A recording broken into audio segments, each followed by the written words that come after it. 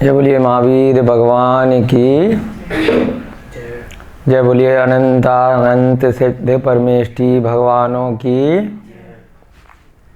जय बोलिए आचार्य भगवान श्री उमा स्वामी जी महाराज की जय बोलिए शिव के प्रथमाचार्य श्री चारित्र चक्रवर्ती शांत सागर जी महाराज की जय बोलिए आचार्य भगवान श्री विद्यानंद जी महाराज की। सभी को जय दुजड़ंदो, जय जिनेन्द्र। हम सभी लोग तत्वा सूत्र के दो दिया थे तत्वा सूत्र के 43 कक्षाएं कर चुके हैं और आज 30 नवंबर की तिथि है। आपकी आज 44वीं कक्षा है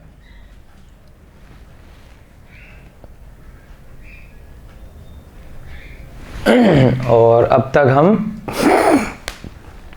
12 सूत्र तीसरे अध्याय के कर चुके हैं। 3 लोक का वर्णन तीसरे अध्याय में चल रहा है। आज की कक्षा प्रारंभ करने से पहले सभी लोग मिलके मंगलाचरण करेंगे।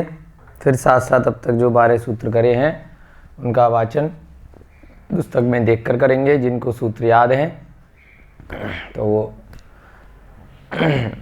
अपने याद के बेस पे करेंगे, बाकी लोग देख देख कर सूत्रों का वाचन करेंगे। मोक्ष मार्गस्य नेतारं भेतारं कर्म भूभृतां ज्ञातारं विश्वतत्त्वानां वन्दे तद्गुणलब्धये वन्दे तद्गुणलब्धये वन्दे तद्गुणलब्धये। जय बोलिए आचार्य भगवान श्री उमा स्वामी जी महाराज की। अब सभी लोग तीसरा अध्याय निकाल लें। अब तक जो 12 सूत्र हमने किए हैं संस्कृत के मूल सूत्रों का हम वाचन सभी लोग मिलकर करेंगे। रत्न शर्करा बालुका पंक धूमतमो महातमः प्रभा भूमियो घनाम्बु वाताकाश प्रतिष्ठा सप्ताधो अधः तासु 30 पंचविंशति पंचदश दश त्रि पंचोनैक नरक शतसहस्राणि पंचचैव यथाक्रमम् नारका नित्या शुभतर लेश्या परिणाम देह वेदना विक्रिया परस्परोदीरित दुखा संक्लिष्टासुरोदीरित दुखाश्च प्राक चतुर्थ्या तेषु वैक त्रिसप्तदश सप्तदश द्वाविंशति त्रयस्त्रिंशत् सागरोपमा सत्वानां परा स्थितिः जम्बूद्वीप लवणोदादयः शुभनामानो द्वीप समुद्रः द्विद्विविष्कम्भा पूर्व परिक्षेपणो वलयाकृतयः तन्मध्ये मेरुनाभिवृत्तो योजन शतसहस्र विष्कम्भो जम्बूद्वीपः भरत हेमवत हरिविधे रम्यक हैरण्यवत ऐरावत वर्षा क्षेत्राणि तद्विभाजनः पूर्वापरायता हिमवन महाहिमवन निषद नील रुक्मी शिखरिणो वर्षधर पर्वता हेमार्जुन तपनीय वैडूर्य रजत हेममया। इस प्रकार हमने अभी तक 12 सूत्र तीसरे अध्याय में किए। 3 लोक का वर्णन चल रहा है। 3 लोक में मध्य लोक का वर्णन प्रारंभ हो गया है। शुरू के सूत्रों में सबसे पहले 7 पृथ्वियों का, नीचे वाली जो अधोलोक की 7 पृथ्वियां हैं उनका वर्णन किया गया। जो 8वीं पृथ्वी है जिसको अष्टम वसुधा बोलते हैं, ईशत प्रागभार पृथ्वी, उसका वर्णन आगे आएगा। 7 पृथ्वियों में 7 नरक बताए। उनमें प्रत्येक नरक में कितने कितने बिल हैं, कुल 84 लाख बिल हैं वो बताए। फिर उन नरकों में नारकियों की आयु कितनी होती है वो बताई। उसके बाद उनमें लैश्या इत्यादि कैसी होती है, उनका अवगाहन कैसा होता है वो बताया। फिर आगे सूत्र प्रारंभ हुए मध्यलोक के कि नरकों का जीवन यापन करने के बाद नारकी के कुछ कर्मों में परिवर्तन आया और वो मध्य लोक में त्रियंच गति में या मनुष्य गति में उत्पन्न हुआ। वहाँ पर कैसी संसार की संरचना है उसका वर्णन यहाँ पर बताया कि सबसे मध्य में मध्य लोक के एक जम्मू द्वीप है, उसके भी ठीक मध्य में एक सुमेरु पर्वत है, और जम्मू द्वीप का जो विस्तार बताया वो 1,00,000 योजन का व्यास वाला उसको बताया। उसके बाद आगे आगे के सूत्रों में बताया कि जम्मू द्वीप से दूने दूने होते हुए आगे आगे के क्रम से है, जम्मू द्वीप के बाद समुद्र आया, फिर द्वीप आया, फिर समुद्र आया, फिर द्वीप आया। इस प्रकार से असंख्यात द्वीप समुद्र जम्मू द्वीप के बाद मध्य लोक में आते चले गए, और अंत में जाकर के एक चतुष्कोण भूमि आई, क्योंकि क्या है ये जम्मू द्वीप वाला जो आपका मध्य लोक है, ये मध्य लोक स्क्वायर में है, एक राजू चौड़ा और एक राजू ही लंबा है, और नीचे से अगर देखेंगे तो 7 राजू 3 लोक में ऊपर आकर है, क्योंकि नीचे जो अधोलोक है वो भी 7 राजू का है, और जहाँ पर हम हैं यहाँ से ऊपर सिद्धिशिला भी 7 राजू पे है, तो बीच में मध्य में हम स्थित हैं। ये जो पूरा मध्य लोक इसको बोला। तो यहाँ पर अंत में क्या आई? चतुष्कोण भूमि। उससे पहले स्वयंभूमर समुद्र और फिर पहले स्वयंभूमर द्वीप। इस प्रकार से इस मध्य लोक के बारे में बताया। जम्मू द्वीप को थाली की समान, यानी कि किसके समान? वृत्ताकार, और उसके बाहर वाले जो द्वीप समुद्र हैं उनको चूड़ी के समान, कड़े के समान, यानी कि वलयाकृत है। इस प्रकार से फिर आचार्य महाराज ने 9वें सूत्र में बताया कि जम्मू द्वीप के भी मध्य में, यानी कि उन सभी असंख्यात द्वीप समुद्रों के बिल्कुल ठीक मध्य में एक नाभि के समान सुदर्शन मेरु नाम का पर्वत है, जिसकी ऊंचाई आगे आएगी। वो भी जम्मू द्वीप जितनी ही है उसमें 40 योजन की चूलिका और जोड़ दी जाती है, और 1000 योजन वो जमीन के नीचे है, 99,040 योजन जमीन के ऊपर है। ऐसे सुदर्शन मेरु नाम का नाभि के समान एक पर्वत है। फिर आचार्य महाराज ने 10वें सूत्र में बताया कि जम्मू द्वीप में कितने क्षेत्र हैं? क्षेत्र आपके 6 बन गए, क्षेत्र 7 बन गए, और पर्वत 6 बन गए। 10वें और 11वें सूत्र में हमने कल यहाँ पर देखा। तो जो ब्लैक से लिखा है ये क्या है? पर्वत हैं, और ब्लू से जो लिखा है नीले रंग से वो कौन से हैं? क्षेत्र हैं। तो हमने कल वर्षों की कक्षा में देखा था कि ये जो पर्वत हैं ये क्रम से 6 होते हैं, 1 2 3 4 5 6। इन 6 पर्वतों की वजह से जम्मू द्वीप के 7 हिस्से हो जाते हैं। कैसे? भरत, हेमवत, हरि, विदेह, रम्यक, हिरण्यवत और ऐरावत। और पर्वत कौन कौन से हैं? हिमवन, महाहिमवन, निषद, नील, रुक्मी, शिखरी। लेकिन ये होते कैसे हैं? क्षेत्र के बाद पर्वत, फिर पर्वत के बाद क्षेत्र, फिर पर्वत, फिर क्षेत्र, फिर पर्वत, फिर क्षेत्र, फिर पर्वत, फिर क्षेत्र, फिर पर्वत, फिर क्षेत्र, फिर पर्वत, और अंत में फिर से क्षेत्र। फिर हमने इनकी संरचना देखी थी कि ये कैसे हैं। भरत क्षेत्र अभी आगे के सूत्र में आएगा, लेकिन अभी से आपको बता देते हैं। पहले भी बताया था, भरत क्षेत्र जम्बू द्वीप के व्यास का 190वां भाग होता है। कौन सा भाग होता है? 190वां भाग।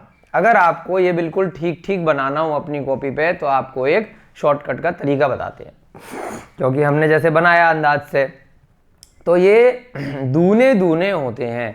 भरत से दूना हिमवन, हिमवन से दूना हेमवत, इससे दूना महाहिमवन, इससे दूना ये हरि, फिर निषद से दूना विदेह, और फिर आधे होने लग जाएंगे। विदेह का आधा नील, फिर आधा रम्यक, फिर रुक्मी, फिर हिरण्यवत, फिर शिखली, और अंत में आधा ऐरावत। अगर आपको अपनी कॉपी में बनाना हो तो आप जैसे कई बार नक्शा इत्यादि हम लोग स्कूल में विद्यालय में पढ़ते थे, कि नीचे स्केल लिखा होता है कि इतने किलोमीटर को हमने इतने सेंटीमीटर मान लिया है। तो आप अगर जम्मू द्वीप का व्यास कितना है, 1 लाख, कितना है बताइए सब लोग, 1 लाख योजन। और भरत क्षेत्र कितना है, उसका 190वां भाग। तो अब इसको 1 लाख को आप अपनी कॉपी के या जो स्पीच चार्ट पेपर पे आप बना रहे हैं वहाँ अंदाजे से अगर आप उसको ले लीजिए, मान लीजिए 10 इंच ले लीजिए, है ना, 10 इंच या जितना भी आपका है व्यास, इंच को ऐसे लिखते हैं, या फिर आप 10 सेंटीमीटर ले लीजिए, इसको फुट लिखते हैं, जिस भी हिसाब से आपको लिखना है, इंच में लेना है या फुट में, जैसा आपका पेज हो। उसके बाद आप इसको 190 से डिवाइड कर दीजिए, ठीक है। फिर जो संख्या आएगी शून्य में दशमलव लगा के, है ना, उतने का आप भरत क्षेत्र का यहां से लेके यहां तक, कहां से, यहां से लेके यहां तक लाइन खींच दीजिए। और भरत के बाद जो हिमवन आएगा उसको इससे डबल कर दीजिए, फिर लाइन खींच दीजिए, फिर जो आएगा फिर डबल कर दीजिए, फिर डबल कर दीजिए, फिर डबल कर दीजिए, फिर डबल कर दीजिए, फिर डबल, फिर डबल, यहां तक डबल। उसके बाद यहां से आप वापस लेंगे ऊपर से, है ना, यहां पर आप केंद्र बिंदु बना लीजिए, केंद्र बिंदु से फिर यहां पर आप देखिएगा कि बिल्कुल एग्जैक्ट आपको चार्ट में बन के आएगा कि ये डबल के बाद अपने आप आधा होने लग जाएगा। इतनी ऑटोमेटिकली पूरी अकृत्रिम संरचना है कि बिल्कुल जब आप 190वां भाग लेंगे उस प्रकार से सीधे सीधे बिल्कुल पूरा की पूरा जो वृत्ताकार जम्मू द्वीप है आपका कवर हो जाएगा, कहीं पर भी 1 इंच की भी प्रॉब्लम नहीं आएगी। ऐसे ही जो अकृत्रिम रूप से इतना विशालकाय जम्मू द्वीप है उसमें अभी हम इसकी कैलकुलेशन आगे के सूत्र में यहाँ पर करेंगे तो आपको समझ में आएगा कि जब हम ये टोटल इसका लगाएंगे तो अंत में जाकर ये आपका आएगा सूत्र नंबर 25 में, है ना। 25वें सूत्र में इन्होंने इसको बताया है कि ये क्रम से दूने दूने हैं। अभी आपको इसलिए बताया कि आपको अगर हाथ से चार्ट बनाना हो तो 25वें सूत्र का आपको आश्रय लेना होगा, और उसके बाद आप जब क्रम से दूने दूने करेंगे और जब सबको टोटल कर लेंगे, है ना, इसका व्यास आपने अलग ले लिया, इसका अलग लिया, इसका अलग लिया, तो सबको जो आप टोटल करेंगे, आप कुल योग लगाएंगे तो आप देखेंगे कि चमत्कारिक रूप से वो संख्या कैसी आ जाएगी, 1 लाख योजन की। यानी कि जब आप अपने सेंटीमीटर या इंच में लगा रहे हैं तो जब आप टोटल करेंगे तो वो संख्या 10 इंच या जो भी आपने लिया होगा एग्जैक्ट उतनी आ जाएगी। इसको हम 25वें सूत्र में अभी कुछ कक्षाओं बाद जब करने लगेंगे तो आपको दोबारा से समझ में आ जाएगा। ये ध्यान रखिए कि ये जो लाइन हमने यहां पर खींची है ये है 190वां भाग। 190वां भाग का क्या मतलब है, ये जो लाइन है यानी कि व्यास का, ये जो पूरा वृत्त का व्यास चल रहा है ऊपर से लेके नीचे तक, तो ये 190वां भाग यानी 1 लाख का डिवाइड बाई 190 करते हैं तो 526 दशमलव आता है ना। तो जब आप 10 इंच का करेंगे तो 0.526 इस प्रकार से संख्या आपकी आ जाएगी, उसके डबल ये हो जाएगा। तो ऐसे ऐसे आप दूरी इसको बना सकते हैं, ठीक है। इसको क्या बोला, जो क्षेत्र हैं वर्षधर क्षेत्र, क्या बोला, वर्षा क्षेत्र। क्षेत्रों को क्या बोला, वर्षा क्षेत्र, और पर्वतों को क्या बोला, वर्षधर पर्वत।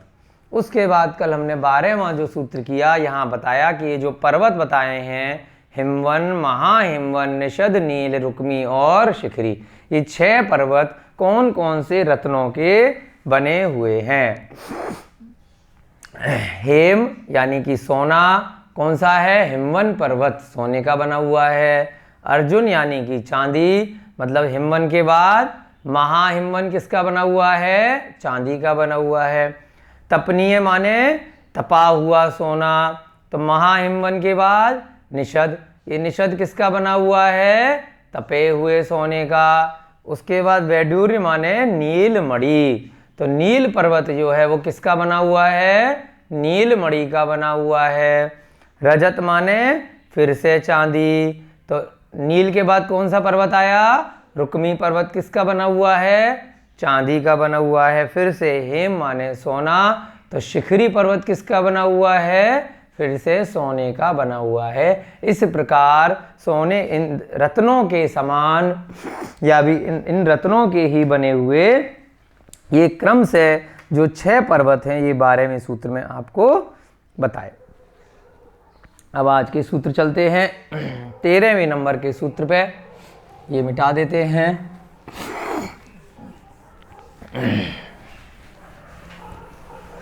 बहुत ही इंटरेस्टिंग है 3 लोक का वर्णन, आप लोगों को इसको बहुत अच्छे से समझना है। धीरे धीरे आप जब जम्मू द्वीप समझेंगे, फिर हम भरत क्षेत्र की चर्चा करेंगे, तब आपको समझ में आएगा कि हम जिसको पृथ्वी बोलते हैं, भारत देश, अमेरिका, ऑस्ट्रेलिया, ये सब उसी भरत क्षेत्र में बहुत शून्य सा भाग हैं। और जो एक राजू की पृथ्वी थी जिसमें दूने दूने करते हुए असंख्यात द्वीप समुद्र हैं, उसके सामने तो जहां हम रह रहे हैं और हम इधर उधर बहुत जगह घूमते हैं, ये कुछ भी नहीं है, एक अंश मात्र है।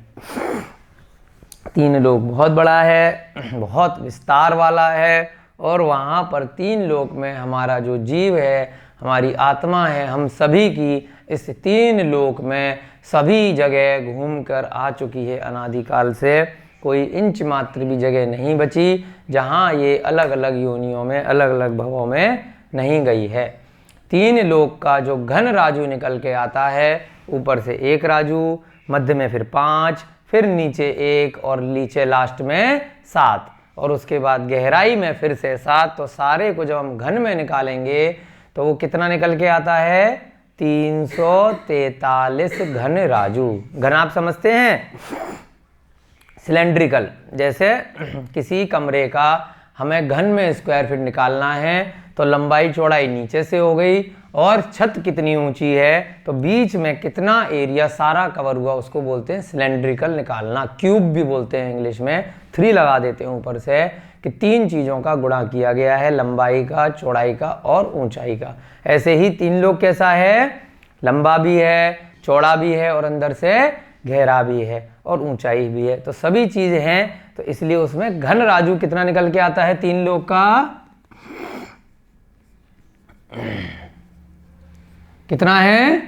343 घन राजू। इतने घन राजू में हमारा जीव सर्वत्र घूमकर आ चुका है। तो बहुत व्यापक जगह हम गए हैं। अब आप कहेंगे हम सिद्धशिला पे तो कभी गए नहीं।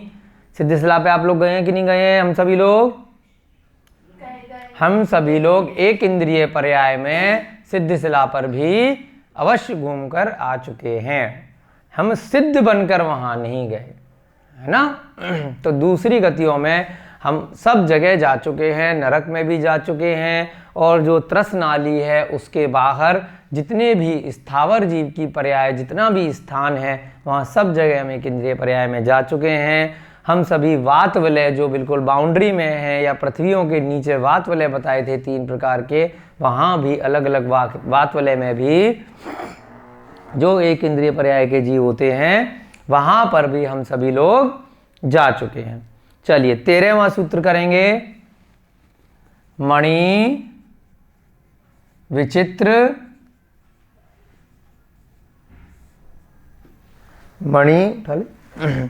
मणि विचित्र पार्श्वा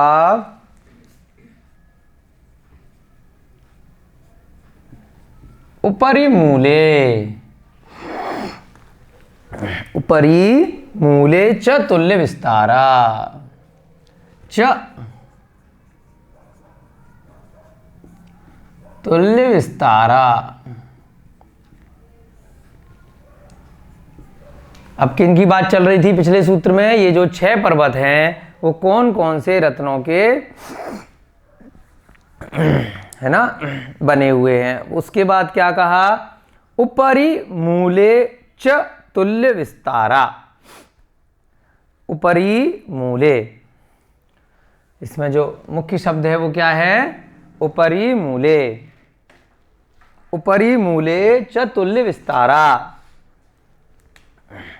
ऊपर, मध्य और मूल में क्या क्या बनेगा इसका संधि विच्छेद?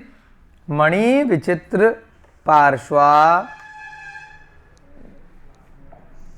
मणि विचित्र क्या बना? मणि विचित्र। दूसरा शब्द क्या है? पार्श्वा। ये जो पार्श्वनाथ भगवान है वो वाला शब्द नहीं है, ये क्या है? पार्श्व। पार्श्व माने होता है पार्श्व भाग वाले, है ना, कि एक समान। अभी बताएंगे। उपरी मूले, पार्श्व माने उभरा भाग वाले। च तुल्य विस्तारा। तुल्य माने एक समान, तुल्य। विस्तारा माने विस्तार वाले हैं। किसकी बात हो रही है यहाँ पर? जो 6 पर्वत बताए थे, वो 6 पर्वत कैसे हैं? मणि विचित्र। विचित्र विचित्र मणियों के बने हुए हैं। मणि विचित्र माने बहुत ही, जो अभी ये मणियां बताई स्वर्ण की, चांदी की, ये सब क्या हैं? विचित्र विचित्र तरह की इनमें मणियां हैं। उसके बाद उनको एक वर्ड यूज किया, पार्श्व भाग वाले हैं। वो सब कैसे हैं? पार्श्व भाग वाले। ऊपरी मूले का अर्थ क्या होता है? कि जैसे हमने यहाँ पर पर्वत देखे हैं, हम नक्शा बनाते हैं पर्वतों का, कैसा बनाते हैं? ऐसे पर्वत बनाते हैं, यानी कि पर्वत का शिखर छोटा होता जाता है और नीचे से कैसे होते हैं। यहाँ पर लेकिन एक मुख्य शब्द प्रयोग किया, उपरी मूले, यानी कि ये जो पर्वत हैं, हिमवन, महाहिमवन, निषद, नील, रुक्मी, शिखरी, ये ऐसे नहीं हैं। ये कैसे पर्वत हैं? सीधे सीधे। यानी कि प्रत्येक भाग में उपरी मूले च तुल्य विस्तारा, एक समान विस्तार है ना। जब इनकी ऊंचाई बताएंगे तो फिर अगर ऐसे बताएंगे तो फिर कैसे आएगी कि हर जगह चौड़ाई छोटी होती चली जाएगी, नीचे से चौड़ाई ज़्यादा होगी, फिर धीरे धीरे चौड़ाई कम होती चली जाएगी। लेकिन कैसे हैं ये पर्वत? इनकी विशेषता क्या है? कि सीधे सीधे हैं, नीचे से भी एक समान और ऊपर से भी, फिर ऊंचाई बता दी, फिर उसके बाद ऊपर से भी एक समान। तो वहां पर उन पर्वतों पर भी बहुत सारे जीव रहते हैं, उनके भवन होते हैं। विद्याधर इत्यादि विजयार्थ पर्वत पर इनके अंदर आएगा आगे के सूत्रों में, वो सभी रहते। तो कैसे हैं ये पर्वत? मणि विचित्र पार्श्वा उपरि मूले च तुल्य विस्तारा, एक समान विस्तार वाले हैं। मणि विचित्र पार्श्वा, मणि विचित्र यानी कि नीचे से ज्यादा चौड़े हों और ऊपर से शिखर हो, ऐसे पर्वत नहीं है। कैसे हैं ये पर्वत? एक समान विस्तार वाले। मणि विचित्र का क्या मतलब है? चित्र विचित्र, कई तरह की मणियों से युक्त।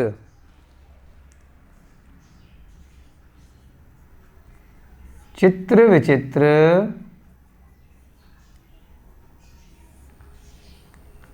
कई प्रकार की या कई तरह की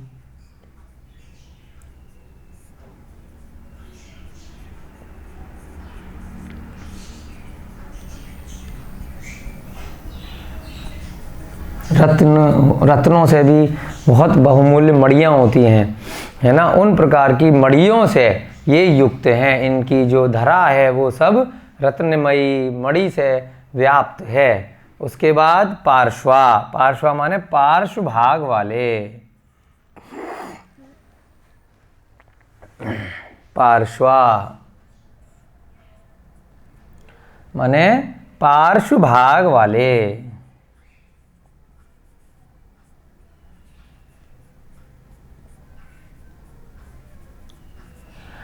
कैसे हैं? उपरी मूले। मूल माने नीचे का जो हिस्सा है, उपरी माने ऊपर का जो हिस्सा है। ऊपर का हिस्सा और नीचे का हिस्सा कैसा है? एक समान चौड़ाई वाला है ना। जैसे मान लीजिए नीचे अगर 10 किलोमीटर है तो ऊपर भी उतना ही है, तो एक समान है। तब जो ये दोनों एक समान हो जाएंगे तो क्या निकलेगा? मध्य में भी वैसे ही आएगा। ऐसा तो हो नहीं सकता कि भाई ऊपर ऐसा है, फिर मध्य में कम हो गया और फिर यहाँ पे, ऐसा तो पर्वत नहीं हो सकता। तो कैसा पर्वत बना? ऊपरी मूले, ऊपर और मूल में एक समान। तो ऊपरी मूले का अर्थ क्या निकलेगा कि ऊपर भी एक समान है, मध्य में भी एक समान है और मूल में यानी कि नीचे भी एक समान ही हैं। सेम इसी प्रकार का वर्णन जो नंदीश्वर द्वीप में हमारे अलग अलग पर्वत आते हैं वहाँ पर भी बिल्कुल ऐसा ही वर्णन तिलोय प्रणति में आता है कि जितने भी हमारे वामन जिनालय हैं तो हमारे चारों कोनों में, चारों दिशाओं में जो पर्वत हैं अलग अलग, तो वो सारे पर्वत भी ऊपरी मूले यानी कि एक समान होते हैं, सीधे सीधे, नीचे भी वैसे ही और ऊपर भी वैसे ही। सुमेरु पर्वत के लिए अलग से वर्णन आता है कि उसमें चूलिका होती है। सुमेरु पर्वत नीचे और ऊपर एक समान नहीं है, वो थोड़ा थोड़ा कम होता जाता है, तो उसके लिए भी चर्चा आगे करेंगे कि नीचे कितना है सुमेरु पर्वत, मध्य में कितना है और ऊपर फिर कितना हो गया और फिर अंत में जाके ऊपर चोटी उसकी चूलिका बन गई, वो अलग प्रकार का है। इन पर्वतों की जब हम बात कर रहे हैं ये पूरे पूरे वहां से लेके कैसे हैं, पूरब से लेकर पश्चिम की ओर। कल सूत्र आया था ना, पूर्व अपर आयता, पूर्वा परायता, तो उसमें क्या बना था कि वहां से पूरब से लेके पश्चिम तक पूरे के पूरे व्याप्त हैं। और कैसे हैं? ऊपरी मूले यानी कि ऊपर भी एक समान, मध्य में भी एक समान और नीचे भी एक समान, इस प्रकार हैं। कैसे हैं? ऐसे नहीं है, ऐसे है। ठीक है, ऊपरी मूले माने ऊपर, मध्य में और मूल में। ऊपर, मध्य में और मूल यानी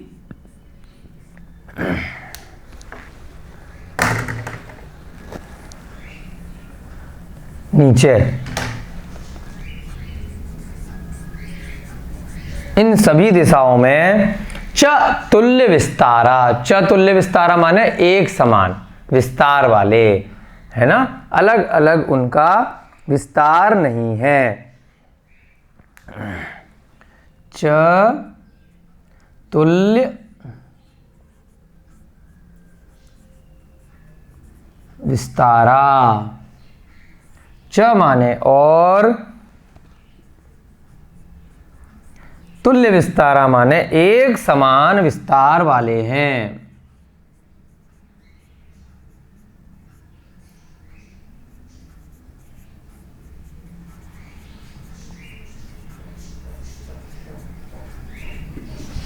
लेकिन फिर भी क्या कहलाएंगे? पर्वत ही कहलाएंगे। पर्वत क्यों कहलाएंगे? क्योंकि भरत क्षेत्र से जो आगे का हिस्सा है वो दूरी में तो कैसा हो गया? डबल हो गया, परंतु ऊंचा है ना। जैसे आप किसी स्थान पर गए, वहां से दूसरा स्थान सीधे चढ़कर अगर ऊंचा है तो पर्वत ही कहलाएगा, ऊंचाई पर है वो पूरा की पूरा, भले ही वो एक जैसा है फिर ऊपर से, तो क्या कहलाएगा? वो पर्वत ही कहलाता है। इसलिए इनको क्या बोलते हैं? वर्षधर पर्वत।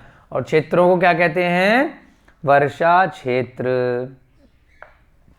है ना। जैसे कि उदाहरण के तौर पर आपने अपने घरों की दीवार देखी है ना। घर की दीवार होती है किसी भी चीज़ की, तो भले ही वो आप 1 ईंट की बनाएं, 10 ईंट की बनाएं, 4 ईंट की बनाएं, तो कैसी बनाएंगे दीवार आप जो बनाएंगे? नीचे से भी आप उतनी ईंटें रखेंगे और सीधे सीधे ऊपर भी जाके उतनी ही ईंटें होंगी। तो ये पर्वत कैसे हैं? बिल्कुल उसी प्रकार से एक दीवार की तरह हैं। ऐसा नहीं है कि दीवार आप ऐसे ले जाके टेढ़ी टेढ़ी बनाएंगे या नीचे से आपने ज़्यादा बेस रखा और वो ऊपर आते आते छोटा होता चला गया। तो ये पर्वत कैसे हैं? दीवार की तरह हैं। आप उदाहरण में इसमें लिख सकते हैं नोट में, है ना। आगे का मिटा देते हैं। ये सभी पर्वत कैसे हैं? चतुल्य विस्तारा। और ये कुछ कुछ जो संस्कृत के शब्द हैं आपको याद रखने हैं, जैसे ऊपरी मूले, ऊपर, मध्य में और मूल में कैसे हैं? एक समान विस्तार वाले हैं, कम ज्यादा नहीं है।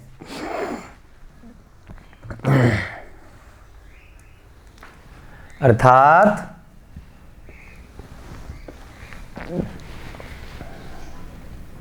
पिछले सूत्र में जो 6 पर्वत बताए थे जम्बूद्वीप के, सभी कैसे हैं? ये सभी पर्वत चित्र विचित्र कई प्रकार की मड़ियों से युक्त,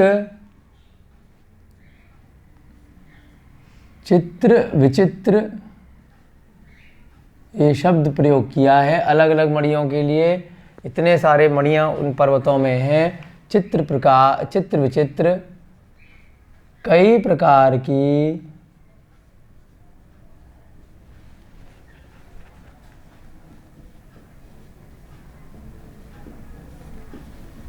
मड़ियों से युक्त और पार्श्व भाग वाले हैं।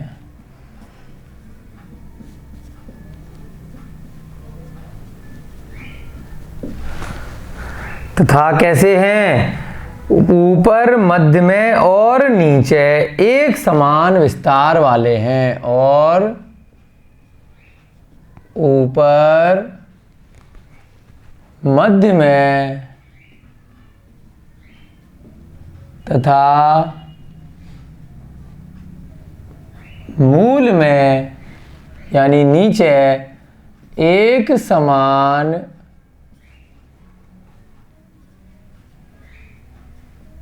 विस्तार वाले हैं। नोट में आप लिख सकते हैं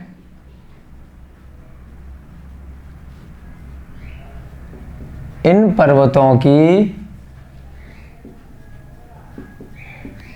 संरचना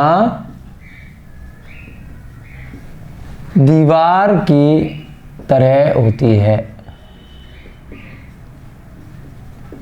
ना कि नीचे से बड़े और ऊपर धीरे धीरे छोटे। ठीक है, आगे बढ़ें। आ गया समझ में आपके? अब अगला सूत्र करने से पहले हम आपको बता देते हैं कि अगले सूत्र 14वें नंबर से लेके 19वें नंबर तक के सूत्र 14, 15, 16, 17, 18 और 19 6 सूत्र बहुत छोटे छोटे हैं और उन सूत्रों को एक चार्ट के माध्यम से आप आसानी से समझ सकते हैं। उन 6 सूत्रों में मिला के इन सभी पर्वतों में कितनी इनकी ऊंचाई है, कितनी इनकी लंबाई है, एक सूत्र में ऊंचाई बता दी, एक में लंबाई, इस प्रकार से। और उनके मध्य में कुछ सरोवर हैं। सरोवर माने बोलते हैं जो शब्द आएगा ह्रद या द्रह, है ना, वहाँ से नदियाँ निकलती हैं, उनकी कितनी गहराई है, ऊंचाई है, वहाँ कौन सी देवियाँ रहती हैं। तो इस प्रकार से 6 सूत्र हैं। पहले हम एक साथ उसका चार्ट बना लेते हैं एक तरफ, और उसके बाद हम वो 6 सूत्र एक साथ प्रयास करेंगे आज हो जाएं, नहीं तो कल तक हो जाएं। तो एक चार्ट के माध्यम से आपको बहुत आसानी से वो सारे की सारे सूत्र समझ में एक साथ आ जाएंगे। तो उसको समझाने की दृष्टि से हम यहाँ पर एक चार्ट बना लेते हैं पहले, है ना। तो ये मैप बने रहने दें या मिटा दें? फिर से बनाना पड़ेगा, नहीं तो बाद में जब जरूरत पड़ेगी। बनी रहने देते हैं। ये आपने नोट कर लिया इधर से, है ना, ये सारा नोट हो गया है आपका। तो हम यहाँ पर मिटा दें, दोबारा आपको रेफर करना पड़ेगा।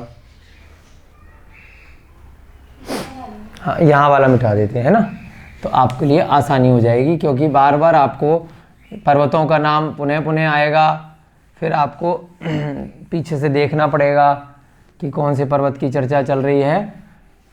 तो उस चार्ट को हम बने रहने देते हैं।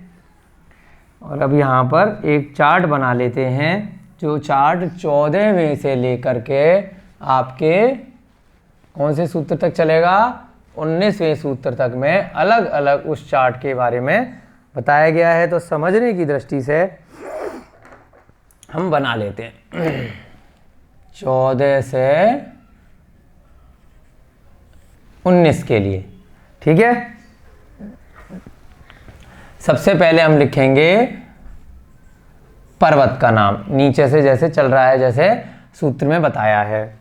उसके बाद लिखेंगे हम उन पर्वतों पर कौन कौन से सरोवर हैं। सरोवर जैसे तालाब के लिए बोला जाता है, लेकिन ये तालाब बहुत बड़े बड़े तालाब हैं। जब आप इनकी संरचना देखेंगे, जब 1,00,000 योजन का क्षेत्र है तो उनमें जो अकृत्रिम वाले जो तालाब हैं वो बहुत विशालकाय हैं, तो उनकी बात करेंगे। सरोवर के लिए जो सूत्र में शब्द का प्रयोग किया जाएगा उसे क्या बोलते हैं? ह्रद। ह्रद को कई जगह द्रह भी लिखा मिलता है, लेकिन सूत्र में क्या शब्द है? ह्रद। और उसका अर्थ क्या निकलता है? सरोवर यानी तालाब। उसके बाद इन पर्वतों की ऊंचाई, जिन पर्वतों की हमने चर्चा करी, पर्वत की ऊंचाई कितनी कितनी है ना। अब हम इसके बाद लिखेंगे ये जो सरोवर हैं, यहाँ पे तो सरोवर का नाम आएगा और फिर आएगा सरोवर की कितनी ऊंचाई है, कितनी गहराई है और कितनी लंबाई है। लंबाई, चौड़ाई और गहराई। ठीक है, 1 2 3 4 5। द्रह की, अब यहाँ पे द्रह की बात कर रहे हैं, यानी कि जो सरोवर हैं इन पर्वत के अंदर उनकी क्या क्या है? लंबाई, दूसरा लंबाई के बाद क्या आएगा? चौड़ाई,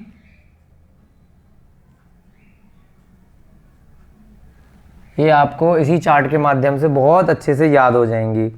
फिर गहराई। गहराई यानी कि जैसे समुद्र कितना गहरा है, तालाब वैसे ही कितना गहरा है। जो आपने जैसे एक छोटा सा बाल्टी भी रखी तो कितनी गहरी है, उसमें पानी कितना है। लंबाई होती है उसकी, और फिर चौड़ाई होती है, और कितना गहराई है। गहराई के बाद उनके अंदर उन सभी सरोवरों में क्या है? एक एक अकृत्रिम कमल की संरचना है। कमल का फूल बना हुआ है, वो भी बहुत विशालकाय कमल का फूल है। उस फूल की क्या लंबाई चौड़ाई है? ये किसकी थी? द्रह की। अब द्रह के अंदर जो कमल है, कमल कितना बड़ा है। उसके बाद उन सभी सरोवरों पर कौन कौन सी देवियां निवास स्थान करती हैं, इनका भी वर्णन है 19वें नंबर के सूत्र में है ना। जिन देवियों की हम पूजा इत्यादि कई बार करते हैं, वो देवी भी कैसी हैं? स्वर्ग की देवियां हैं, लेकिन यहाँ पर इन कमलों पर रहती हैं, है ना। इंद्र इत्यादि की देवियां ये सब होती हैं, वो सारा वर्णन 19वें सूत्र में आएगा। तो उन सभी सूत्रों के लिए यहाँ पर एक सिंगल चार्ट बनाया गया है।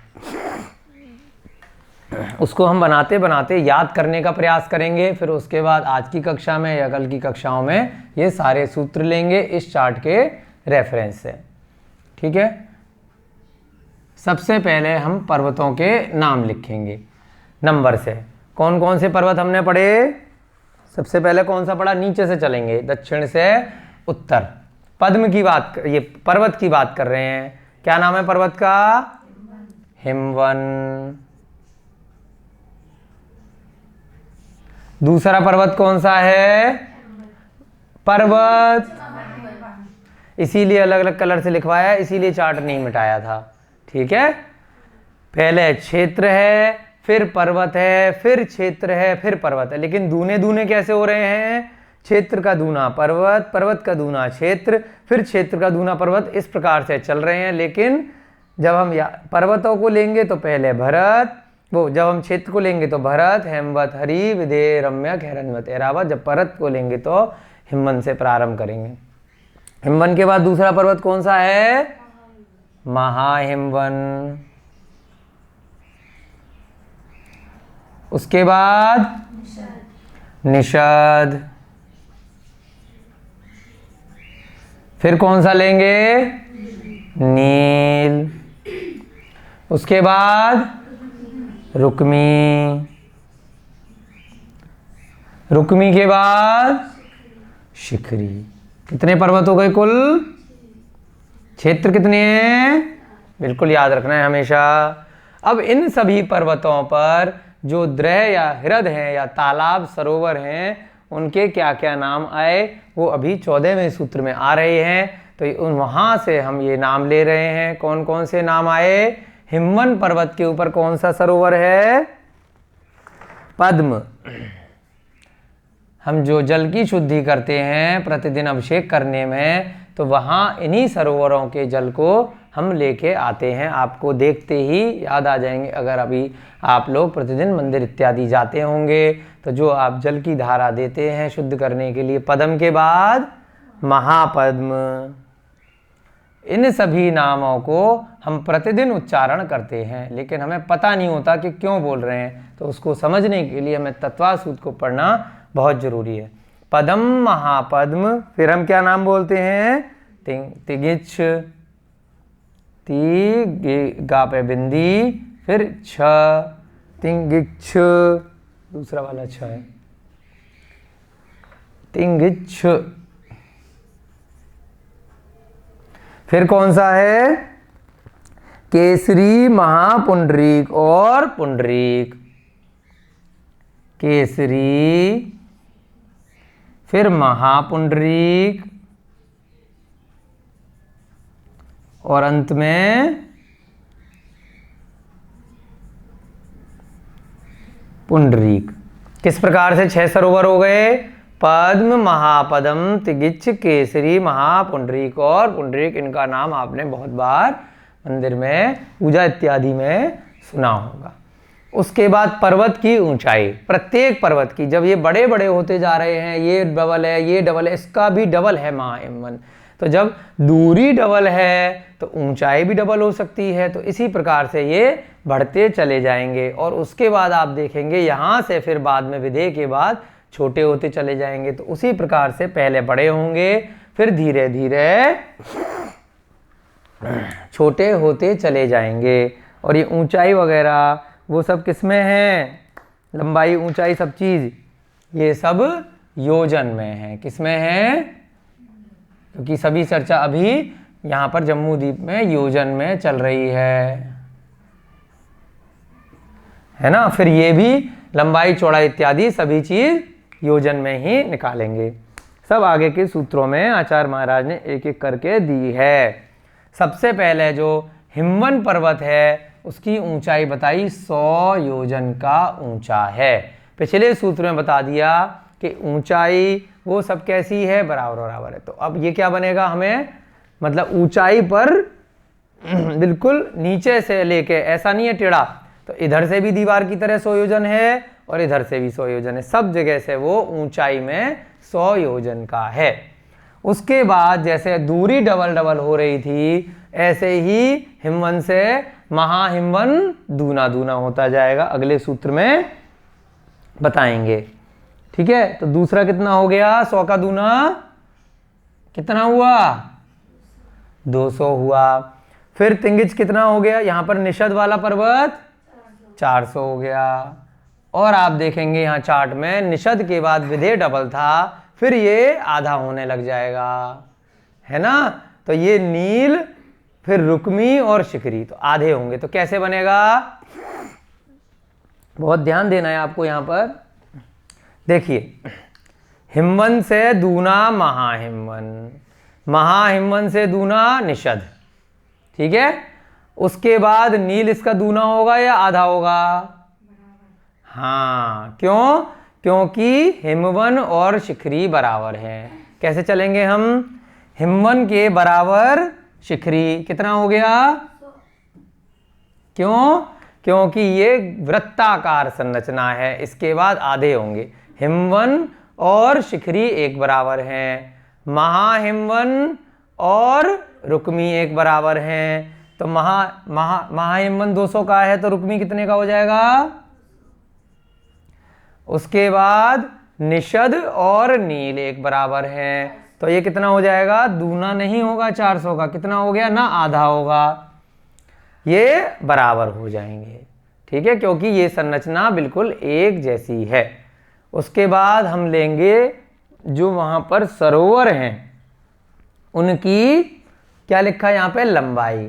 लंबाई सूत्र में आचार्य महाराज ने बताई कि जो पर्वत की ऊंचाई है उसका 10 गुना लंबा है। लंबे का मतलब ये अभी कैसी बताई हमने, ऊंचाई बताई। लंबाई माने कितने लंबे हैं। लंबाई यहां से देखिए कहां से कहां तक लंबाई का मतलब, ये पूर्व से लेकर पश्चिम तक। सूत्र में बताया था पूर्व परायता, पूर्व पर आयता यानी पूर्व से लेकर पश्चिम तक आयत के समान लंबे हैं। तो यहां से लेकर यहां तक की लंबाई कैसी है अब इन पर्वतों की, इसका 10 गुना, ऊंचाई का 10 गुना लंबाई है। लंबाई कैसे है, पर्वत की ऊंचाई का गुणा 10। कैसी है लंबाई, पर्वत की जो ऊंचाई पिछले सूत्र में द्रह की जो लंबाई है, ये द्रह की, सरोवर की, ये अभी इसकी लंबाई नहीं बता रहे हैं, यहां पर किसकी लंबाई बता रहे हैं। यहां पर थोड़ी सी गलती हो गई, आप ठीक कर लीजिए। यहां से लेके यहां तक की लंबाई नहीं है, इस पर जो प्रत्येक पर्वत के ऊपर एक एक सरोवर है। क्या है, सरोवर। द्रह की बता रहे हैं, पूरी पर्वत की यहां पे सूत्र में नहीं बताई है अभी, वो तो बहुत लंबा हो जाएगा। द्रह, द्रह माने एक एक सरोवर है इन पर, सभी के ऊपर, है ना। ठीक कर लीजिएगा आप, उसको गलत बता दिया कि यहां से लेके यहां तक की लंबाई नहीं बता रहे अभी। इस सूत्र में किसकी बता रहे हैं, ऊपर आप देखिए द्रह यानी कि सरोवर की। इस सरोवर की जो लंबाई, चौड़ाई और गहराई है उसकी बात कर रहे हैं। इस प्रकार से इन सभी पर्वतों पर क्या है, एक एक सरोवर है। इस सरोवर का क्या नाम था, पदम, महापदम, तिंगिच, केसरी, महापुंडरीक और पुंडरीक। इन सब की पर्वत की ऊंचाई का गुणा 10, जितना ऊंचा है उसका 10 गुना वहां पर सरोवर है। तो कितना आया ये, 1000, ये कितना आ गया 2000, ये कितना आ गया 4000, ये कितना आ गया 4000, ये कितना आ गया, ये कितना आ गया 1000। इस प्रकार से जो उन पर्वतों की जो ऊंचाई है, उस ऊंचाई पर ऊपर एक एक सरोवर है। जैसे आप मान लीजिए अभी यहाँ पर सैंपल के तौर पर ये मान लीजिए लंबा इस प्रकार से पर्वत है, दिख रहा है आप सभी को, ठीक है। यहाँ पर इसकी ऊंचाई कितनी हो गई बताइए, ऊंचाई 100 योजन की ऊंचाई हो गई, नीचे से लेके ऊपर तक, और बिल्कुल एक समान विस्तार वाले हैं। लंबाई तो अलग है लेकिन ऊपर एक समान, मध्य में एक समान और नीचे भी एक समान। अब इसके मध्य में एक सरोवर है बहुत बड़ा। तो जो सरोवर की बात कर रहे हैं वो सरोवर कैसा है, पर्वत की जो ऊंचाई थी यानी कि 100 योजन की ऊंचाई थी, तो उसकी लंबाई किसकी बात कर रहे हैं, ऐसे लंबा, वो कितना है, यहां से लेके यहां तक जो ऊंचाई है 100 योजन, उससे गुणा 10 कर दें तो 1000 योजन बीच में ऐसे वो सरोवर लंबा है।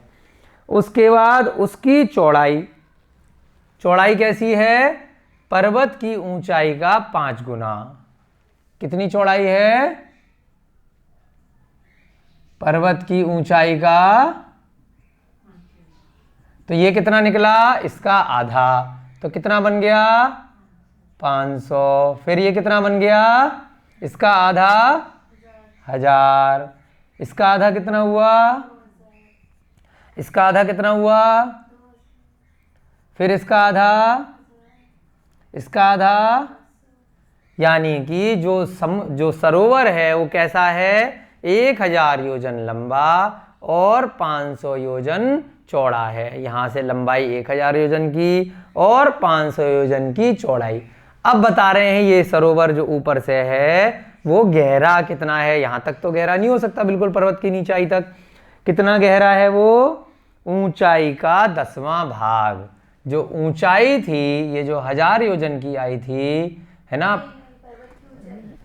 हाँ, द्रह पर्वत की ऊंचाई का 10वां भाग। ये जो ऊंचाई है ये कितना आया, पर्वत की ऊंचाई का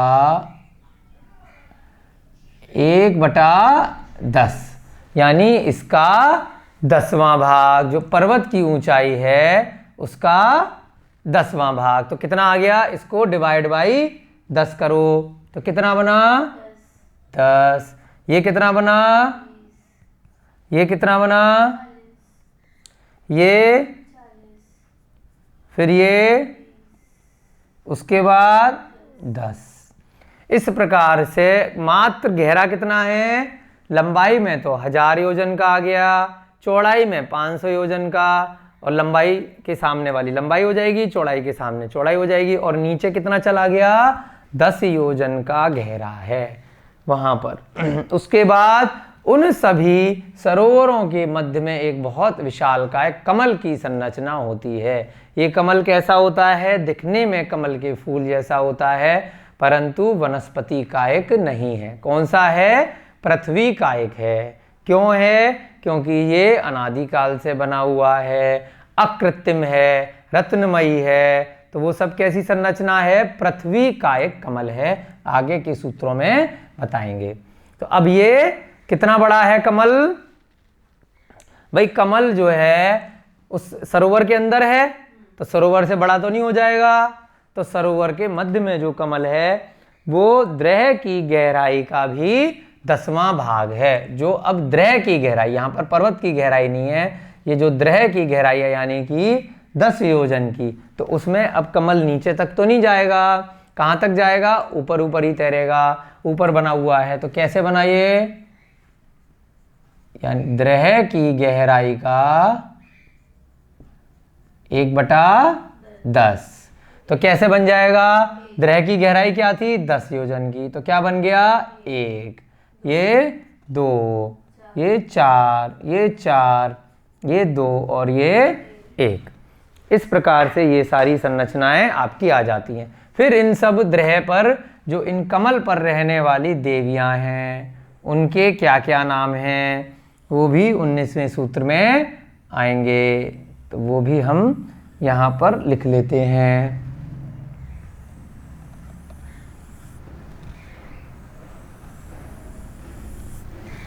यहाँ पर अब इन सभी पर निवास करने वाली देवियों के नाम क्या क्या नाम है, श्री, ह्री, धृति, कीर्ति, बुद्धि और लक्ष्मी। श्री देवी आगे लगा देंगे तो क्या बन जाएगी, श्री देवी। यहीं से नाम ले लिया, बहुत लोगों के नाम भी होते हैं श्री देवी। उसके बाद यहाँ पर कौन सी देवी है, ह्री, हा के नीचे रा, श्री, ह्री। फिर कौन सी देवी है, धृति। ठीक है, 3 देवियां हो गई। उसके बाद कीर्ति, बुद्धि और लक्ष्मी, ये सब देवियों के नाम हैं। कीर्ति, बुद्धि बोलते हैं ना, बुद्धि देवी, और फिर लक्ष्मी देवी धन देगी, वो सब हमने लिंक कर लिए। उसके बाद क्या है, ये सभी देवियां वहां पर निवास करती हैं। ये 19वें सूत्र में इन सबके आगे नाम बताए हैं। अब एक बार चार्ट को जल्दी से देख लेते हैं, फिर प्रयास करते हैं कुछ सूत्र अगर आज हो जाएं। सबसे पहले देखिए क्या बताया, पर्वतों के नाम, हिमवन, महाहिमवन, निषद, नील, रुक्मी और शिखरी। अब उन पर्वतों पर सरोवर कौन कौन से हैं, प्रत्येक पर्वत पर एक एक बहुत विशालकाय सरोवर हैं। पद्म, महापद्म, तिंगिच, केसरी, महापुंडरीक और पुंडरीक। अब उन सरोवरों पर जो सरोवर हैं उसके साथ में फिर क्या बताया, पर्वत की ऊंचाई 100, 200, 400, 400, 200 और 100, तो डबल डबल होते जाएंगे। फिर जो सरोवर हैं तो उन सरोवरों के बारे में बता रहे हैं कि वो सरोवरों की लंबाई, चौड़ाई, गहराई कैसी है। लंबाई के लिए क्या बताया कि जो पर्वत की ऊंचाई थी उसका 10 गुना सरोवर की लंबाई है। 1000, 2000, 4000, 4000, 2000 और 1000। फिर सरोवर की चौड़ाई जो पर्वत की ऊंचाई थी उसका 5 गुना।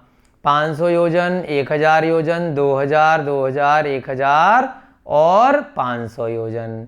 उसके बाद क्या कहा, द्रह यानी सरोवर की गहराई जो पर्वत की ऊंचाई थी उसका 10वां भाग, 1/10। तो 10 योजन, 20 योजन, 40, 40, 20 और पुनः 10। फिर जो उन सरोवरों पर कमल हैं, ये जो सरोवर थे, इन सरोवर के सभी के मध्य में बड़े बड़े कमल हैं।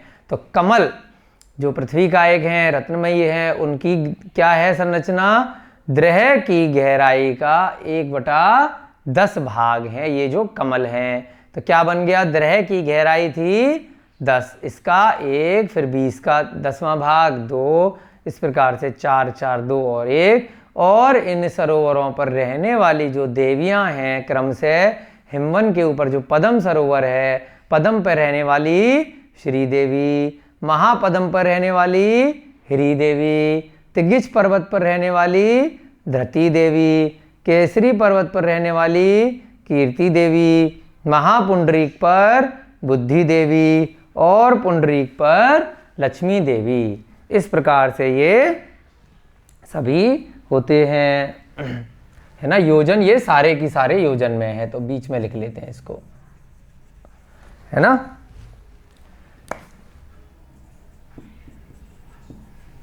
ये सभी योजन में है, यहां से लेके यहां तक, ठीक है। आगे आपको समझ में ये, अब एक सूत्र मात्र आज कर लेते हैं, फिर आपकी कक्षा का समय हो जाएगा। 14वें नंबर का सूत्र यहां पर करते हैं, जहां से ये रेफरेंस लिया है, तो आपको अच्छे से समझ में आ जाएगा।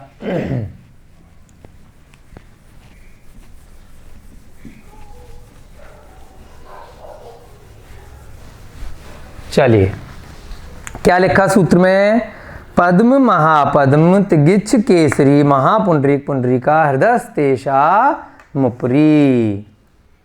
14वें नंबर का सूत्र, इन सब सरोवरों के नाम दे दिए, पर्वत के नाम दोबारा नहीं दिए क्योंकि वो पहले दे चुके हैं। क्या क्या नाम है, पद्म, फिर क्या नाम दिया, महापद्म,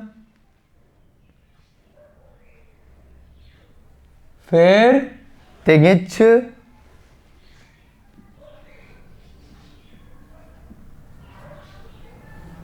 उसके बाद क्या नाम दिया सूत्र में, केशरी महापुंडरीक पुंडरीका, केशरी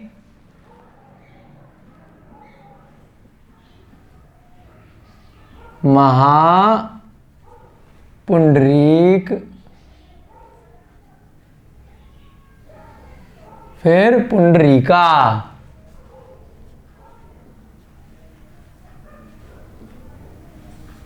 उसके बाद हृदस्तेषा मुपरी, हृदस्तेषा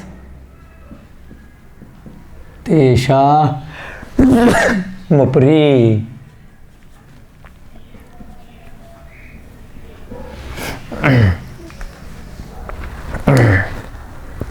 ठीक है,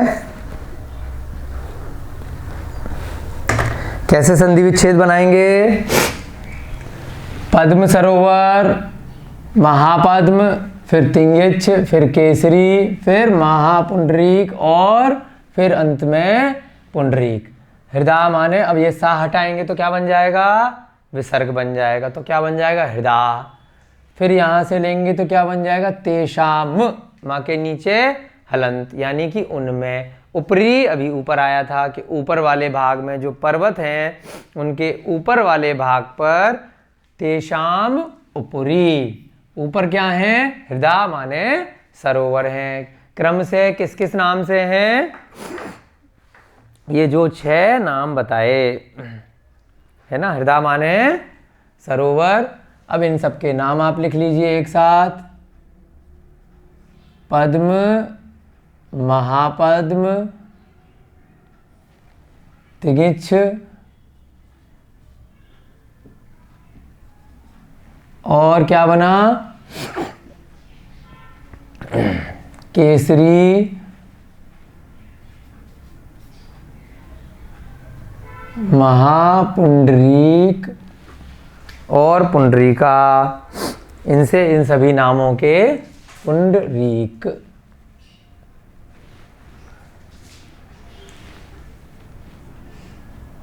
और फिर क्या बना?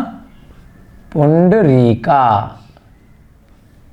इस सब का अर्थ क्या निकला? यहां पर केसरी को केसरी भी लिख सकते हैं शाह लगा के, और कई जगह जैसे हमने यहां पे लिखा है केसरी, दोनों तरह से चलता है ना, इसके अर्थ में। और महापुंडरीक और पुंडरीका से क्या बन गया? ये पुंडरीक बन जाता है। उसके बाद क्या शब्द है? हृदय। क्या बना? विसर्ग लगा के हृदय बन गया। फिर क्या बना? तेषाम। फिर उसके बाद क्या बना? उपरी। तेषाम अलग ले लिया, और उपरी यानी उनके ऊपर।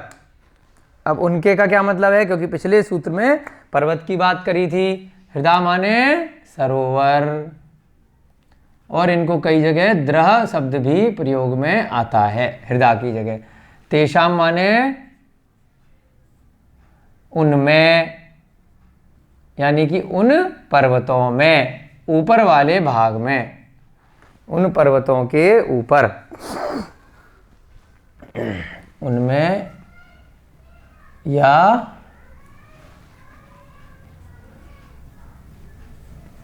उन पर्वतों के ऊपरी माने ऊपर। इन 6 नाम से सरोवर हैं। ये 6 नाम कौन कौन से हैं? पद्म, महापद्म, तिगिच, केसरी, महापुंडरीक, और पुंडरीका से क्या बन गया? पुंडरीक। ठीक है ना? तो इसका अर्थ हम कहाँ लिखें? ये मिटाना पड़ेगा, मिटा दें इसको या यहाँ लिख दें इसका अर्थ?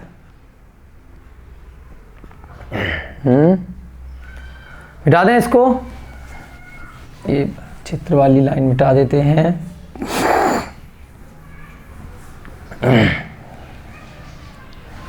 आगे रेफरेंस आएगा इनका, ठीक है। यहाँ पर हम इसको फिर दोबारा बाद में जरूरत पड़ेगी। आप लोगों ने बना तो लिया ही होगा।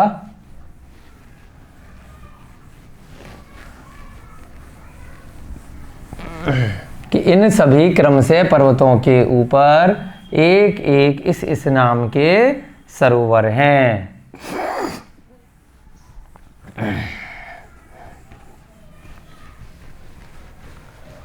उन पर्वतों के ऊपर क्या हैं?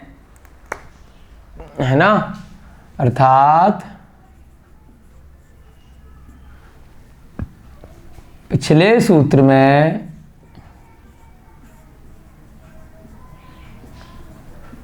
दिए गए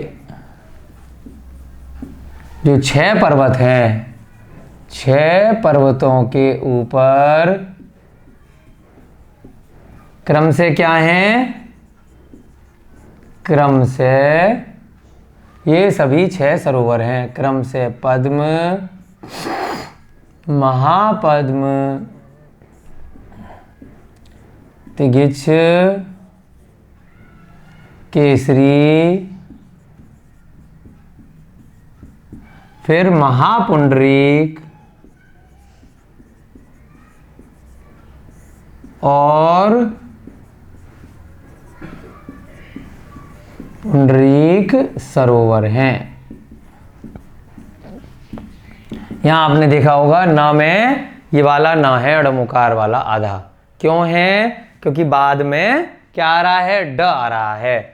यहां पर अगर कोई पुंड ऐसे लिखता है तो वो गलत आ जाएगा। बिंदी लगा के तो आप लिख सकते हैं शॉर्ट में, कई बार ये न नहीं मिलता हिंदी में। ये तो सही है, और सही क्या है ये? क्यों? क्योंकि क्या है? ट, ठ, ड, ढ और ण। तो आपको हिंदी वर्णमाला जरूर आनी चाहिए। आधे शब्द के उच्चारण के बाद जिस वर्ग का शब्द होता है, यहाँ पर कौन सा वर्ग है? ड। तो इसमें क्या लगेगा? इसका आधा लगेगा, ना कि त थ। उसके बाद क्या है? त, थ, द, ध और न।